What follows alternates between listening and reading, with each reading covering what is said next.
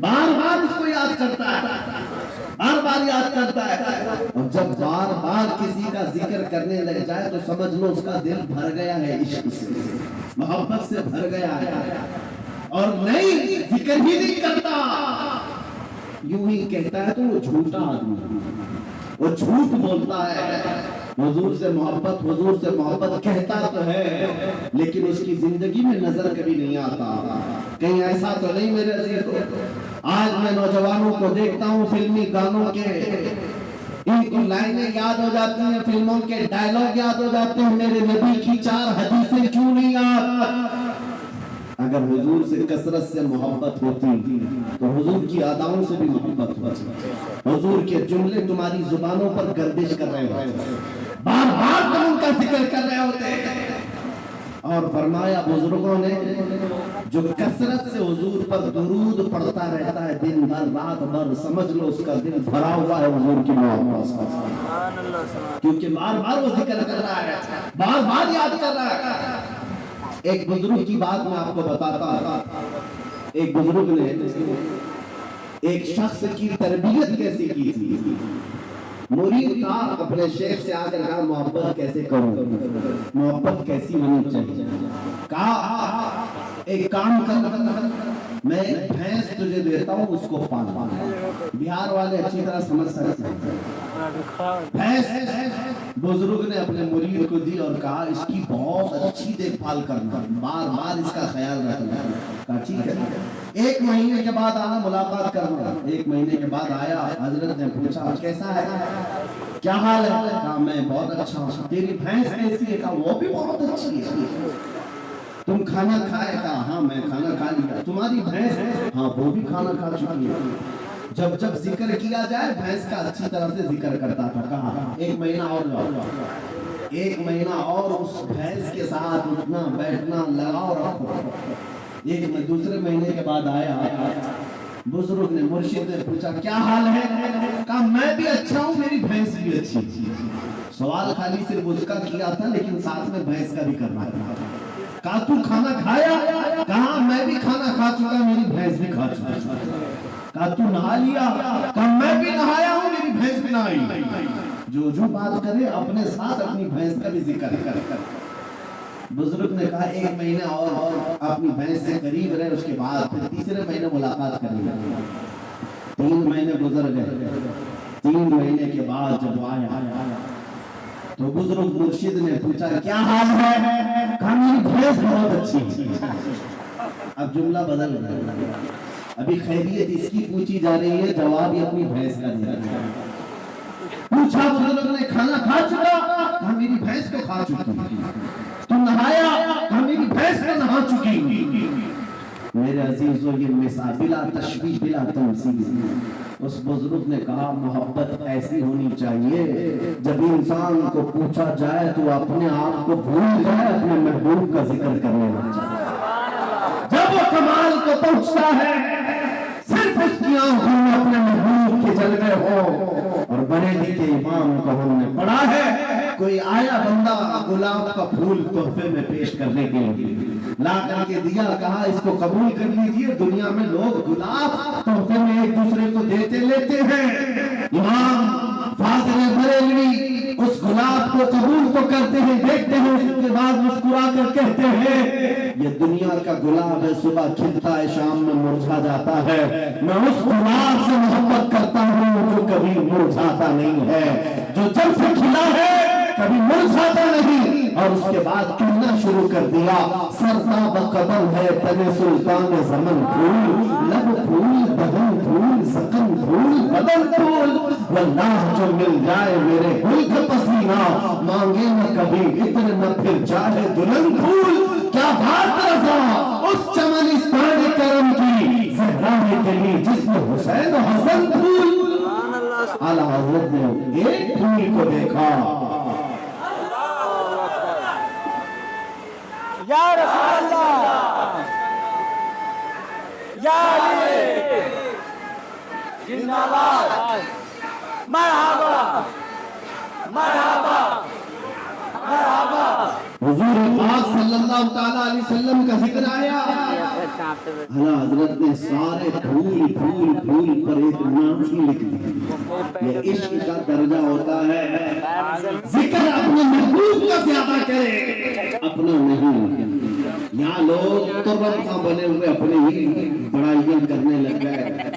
اعلیٰ حضرت نے اپنی تو چھوڑو، کسی دنیا دار کی تعریف کرنے پر بھی رضامند نہیں ہوئے۔ جب کسی نے کہا بھی کسی کا قصیدہ لکھ دو تو آپ نے یہی جواب میں کہا، کرو مدح اہل دول رضا، پڑے اس بلا میں میری بلا، میں گدا ہوں اپنے کریم کا، میرا دین پارے نہ نہیں، میرا دین روٹی کا ٹکڑا نہیں ہے، میں تو گدا ہوں اپنے کریم کا۔ آج اس محبت کی ضرورت ہے، آج اس کمال کے عشق کی ضرورت ہے۔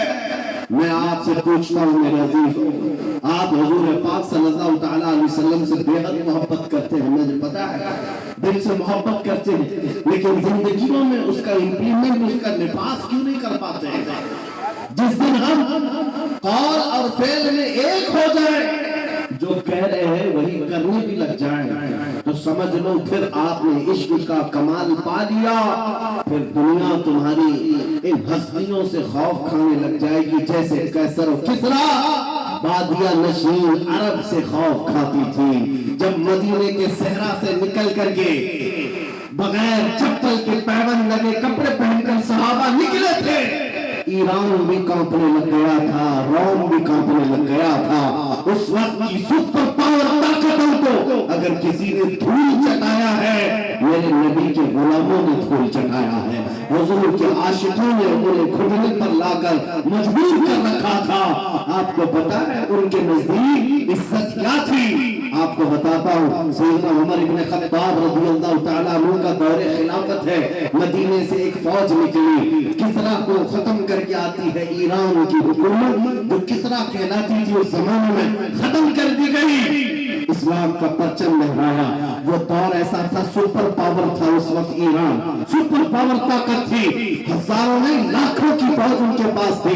جب ٹکڑے ٹکڑے ہو گئے، صحابہ کی حکومت آئی، مال غنیمت ہاتھ آیا تو بہت سارا مال وہاں سے مدینے لایا گیا، اس میں قیمتی سامان بھی تھے۔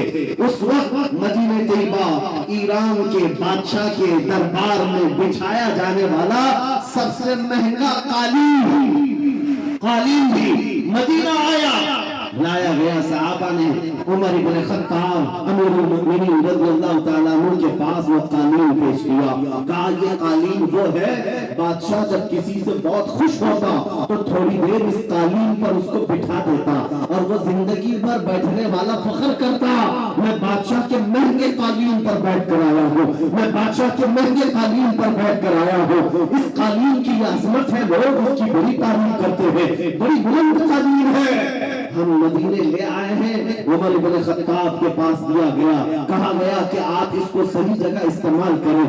میرے عزیزوں، سیدنا امیر المؤمنین عمر ابن خطاب ہے، اس قالین کو قبول تو کیا، لے جا کر کے حضور کے منبر پر یا محراب پر یا مسجد کی صفوں میں نہیں لگایا، بلکہ کہا مسجد نبوی میں داخل ہونے سے پہلے جو دروازہ ہے اس دروازے کے باہر اس قالین کو پھینک دو، جو مسجد کے اندر آئے وہ اپنے پیروں کو پوچھ کر کے آئے، پیروں کو پوچھ کر اندر آئے، اس لیے کہ کسریٰ بادشاہ جس پر بیٹھ کر فخر کرتا تھا، دنیا کو یہ پتہ چل جائے وہ محمد عربی کے غلاموں کے دھول کے برابر ہو۔